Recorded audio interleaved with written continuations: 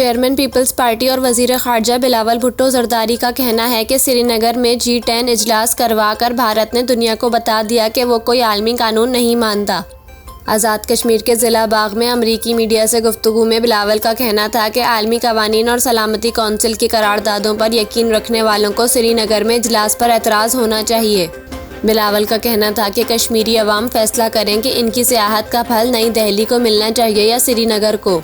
इससे कबल आज़ाद कश्मीर असम्बली से खिताब में बिलावल भुट्टो ने कहा कि पाकिस्तान का लफ्ज़ कश्मीर के बगैर नामुकम्मल है। कश्मीर पर बामायने मज़ाकरात के लिए साजगार हालात पैदा करना भारत की जिम्मेदारी है।